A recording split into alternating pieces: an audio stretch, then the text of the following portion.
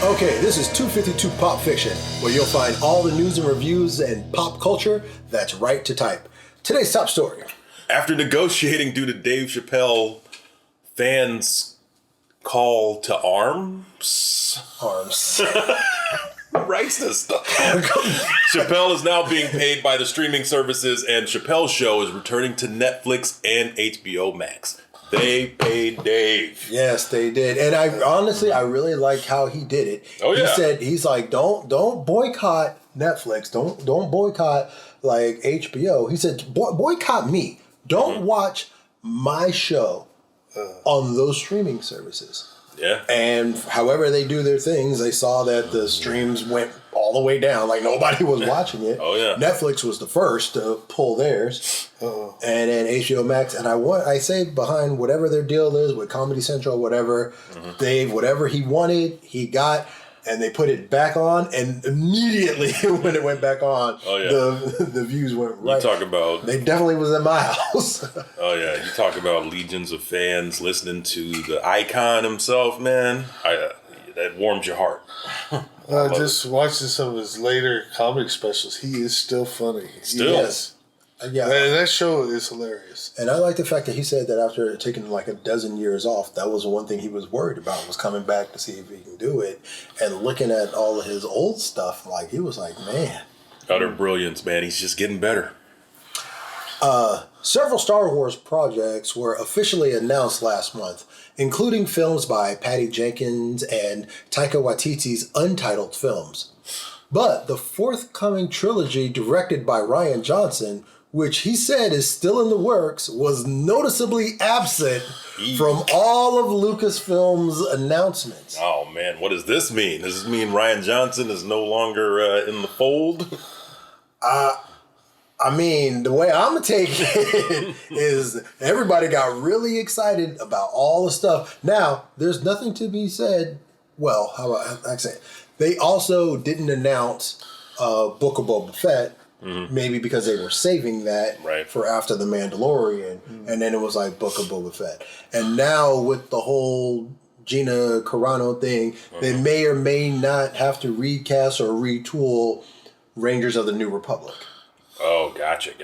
She was a big part in that, huh? Yeah, because they kind of teed it up in The Mandalorian. Yeah. They threw her the badge. She threw back the bag. Yeah. And she did what she did. And you know what? And I always say, sometimes you can really, you can care for the character. You don't really have to care for the person's whatever. Some people everybody makes choices. I know. You still watch The Cosby Show, right? I do not. Oh, all right then. But that got nothing to do with Bill. I just don't watch it no more. It ain't got nothing to do with Bill. You just used a bad example. Well, what's it? You know what? I still watch The Usual Suspects. If it's The Usual Suspects is on, I'll watch it. Well, yeah, I mean... Cold weather and limited access to the French Quarter prevented what New Orleans, Louisiana normally craves. Streets jam-packed with revelers. Parades and parties typically attract more than 1 million people to the city streets on Fat Tuesday and the days leading up to the annual bash before the season of Lent. Oh, crap. Did we miss Fat Tuesday again? Well, it's one of those things that Mardi Gras is supposed to be going on, right? Like, now, that's true. Yeah. And there's like nobody there. I mean, there are people walking, but there's really like nobody there. And not only is it COVID and stuff like that, but it's cold right now. Oh, yeah. It's cold, man. Pray for Texas, but even Frank in Detroit was saying, "Hey, I can't film the show because if I turn the furnace off so there's no noise, I will be killed by everybody in the house." Oh yeah, it's cold. Cold everywhere. Yeah. This week's review: WandaVision Season 1. Enhanced superpowered Avengers Wanda Maximoff and the Vision live idolized suburban lives, but not everything is as it's believed to appear. If you're not watching this show, you're really missing out. I always have to say, after 7 episodes, now I would take you through the journey. Episodes 1 and 2, which I feel personally, I applaud the creatives for sticking to their concept, because since this show is a weekly endeavor, when you first watch the first one, you're like, okay, and then you watch the second one, you're like, wait, are they just gonna Yes, they're doing that. Yeah, but then it was really like there was a part of it where it's like you noticed something was going on, and it wasn't until the end of 3 when there was like, okay, now we're going into it, and then you got 4, 5, and 6, which I felt were the standouts of the series. Right. Without saying any spoilers, because obviously, if you're watching this now, you're been caught up and probably. By now, you probably even finished the series. But, not JB. Not JB. But I know JB was one of those people. I'm not going to try to put you on the spot. But JB was one of those first to comment, what is this? Just a rebooted Bewitched? They did it better. This is crap. And I was like, but JB, he's like, you can see the strings and everything. And I was like, JB, that was the point. You're supposed to be able to see it. So you know something's going on. Something's not right. Yeah, this is one of those stories. I mean, this whole series so far, I would have hated this if it would have been in the comic books, but the way that they're pulling this off on the TV is awesome. I like the way they mess with aspect ratio. I like the way how they show you when you're in the world, it looks this way. When you're out of the world, it looks this way. Oh yeah. And the deeper meaning is it's a one woman struggle with grief and depression and PTSD and really just running away and hiding away from it all. Yeah, definitely. You know, but there are more cynical. Oh, JV's face is killing me right now. What? No, I'm just. I didn't say a word. Yeah, he didn't say anything. Listen, I'm happy to see John Woo, half of Two Broke Girls, and Monica Rambeau in the show. All right. I'm happy. So now's my moment to hate. I just can't. I haven't watched the latest episode, but I can't help feeling they're spinning their tires. It's like, get on with it. I got the basic plot now. Let's do something. Oh, Lord. Just do mercy. something. You hate a slow burn? It's It's not that slow. It's moving. not even a slow burn. It's moving. You know what? Everyone is entitled to their opinion. No, they're not. I feel, again, I'm going to go ahead and I'm going to double down. I think creators are doing good. I like the fact that they are letting them play out their story the way their story is intended. The one thing that I will say, and this is not even being an apologist, but as slated, WandaVision was not supposed to be the lead-off show for Disney+.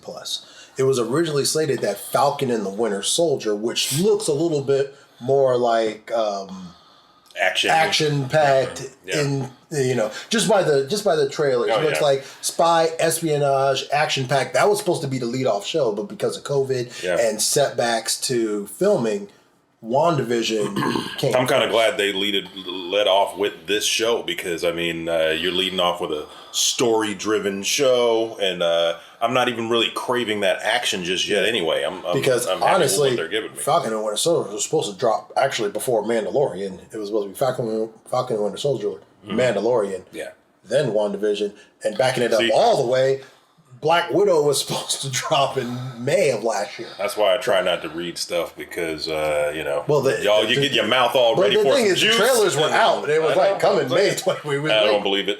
Anyway, JB. Still waiting for Morbius. Yeah. Oh, yeah. Wait forever. Yeah. All right. You did get to see the New Mutants by the same studio, right? Ralph, what would we say about traumatic memories? I don't want to relive the New Mutants. I don't want to be stuck in that movie. But a giant bear attacked him. All right, this week, JB remembers Garbage Pail Kids. Woohoo! Series of top sticker cards, tradable sticker cards that debuted in 1985. Yes. Barely Created by Art Spiegelman, a Pulitzer Prize winning cartoonist. They featured kids. It was a parody of the Cabbage Patch Kids. Originally, parody kids with deformities or some sort of terrible thing happening to them. There were 2 versions of each card, A and B. Right. You had the same picture but 2 different names. And the example is in Series 1, Atom Bomb was also Blasted Billy. Ah. So there were 15 series originally Did they released. say why they did that? Probably money. to get you to buy more cards. But it's the same picture. Yeah. God, we were stupid. Yeah.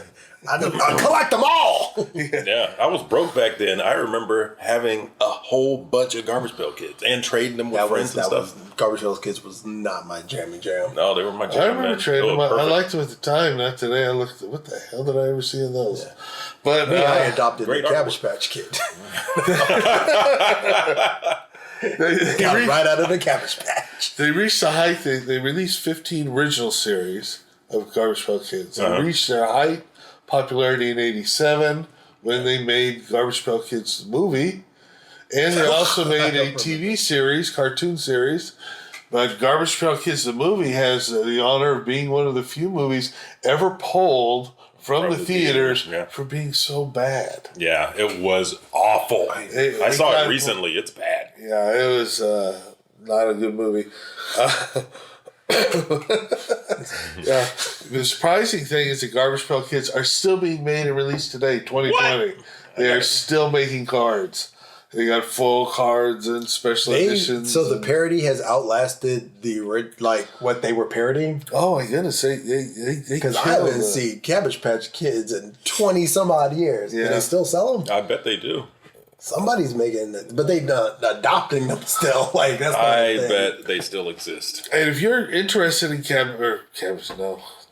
you're interested in Cabbage Patch Kids, there's another show. But if you are interested in Garbage Pail Kids, please check out Nerdstalgia has a special episode just for Garbage Pail Kids. Oh yeah, it's like a minute, so it's a good, easy, eat it right out. Bite-sized chew. This week, Ralphie D recommends The Image Revolution. 7 powerhouse artists left Marvel Comics 20 years ago. Wow. 20 years ago. More than 20 years ago. Yeah. To start their own company, Image Comics, a business that continues to impact mainstream comics and pop culture to this day.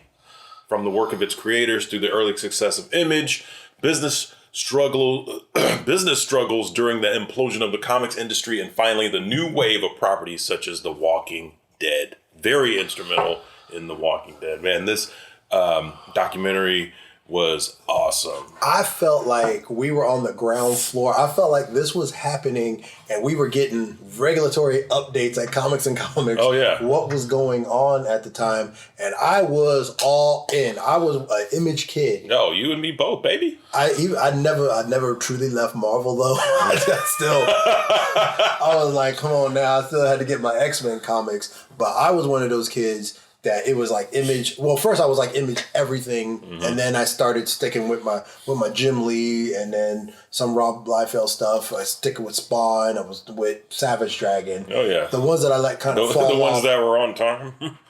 No, Spawn literally was the only one that was on time. Savage Dragon was too. No, he was consistent, but he was not always on time. I All right, remembered him because there was a few of them early ones. I was waiting on him. I would have to say, when it comes to Eric Larson, he's the only one out of all of them that continues to this day. He still draws his original to book. this day, 2021 from 1992. He's still drawing. Still draws. He still pencils, and he still. Yeah, he has that weird style. Yeah. Oh man, I used to love watching him draw. I loved reading Spawn, but did not care too much for Image. I was a Valiant man. Yeah, I loved Magnus Robot Fighter. I like the Exo Man of War. The thing about Image that was it was like one of those. It was like creatives that they got what they want. It was their characters, their things, and those guys were printing money in those offices. Oh yeah, every book they put out sold. You know, everything that they did, and it was just great. It was great for comics because it also forced Marvel and DC to step up their game. And one of the greatest things, too, from this documentary was showing these comic book artists being treated like rock stars. Yeah. Lines and lines of nerds outside of comic book stores in LA. I remember the 501G's commercial with Rob Liefeld and Spike Lee. Rob Liefeld and Frank Lee. Yeah. Arguably. And when he did Youngblood #1, man, Eazy-E was there. I'm like, Eazy-E collects comics? That blew my mind out of everything. I was like, I don't know why, I felt validated as a comic book guy. Because up at this point, I was keeping that on the low that I was a comic book kid. And Quiet as Kept. We still play a collectible card game called Wildstorms today. Come on, it's a nerd stone, baby. Right, come on. It was a card game that was. It's like Magic the Gathering. It's like I don't know if it's like Magic the Gathering because I don't play because I don't play that, but I feel like that's what it is. It might be. Haven't played it. It's fun. The rules are they're crazy, but we've over the last 25 years we've kind of tweaked them to our best interests. I'm Ralphie D, and that's news to me. I'm Cool Water Kurt. That's my story, and I'm sticking to it. We'd like to hear what you think. Leave us a comment down below and let your opinions be heard. And if you like this video, please check out other videos on our channel like This Weekend and 252 or whatever we happen to upload that week. Whatever's playing, just watch it. It's good. It's all good. Yeah, no doubt. I'm JB. I like to say we have more flavor than fruit stripe gum. And this is 252 Pop Fiction. Wait. Run it back. I didn't know that's what we were doing. Jamie, start again. I'm JB, and I like to say we have more flavor than Fruit stripe gum. Oh, you missed it. Take three. No. Do it again. Last one more again. Okay, This is the one. That's the one that's going to make it onto the show. I'm JB. I like to say that we have more flavor than Fruit stripe gum. And this is 252 Pop Fiction, where you hear it. I know. Well, we can't do it. I get what I'm saying. All right.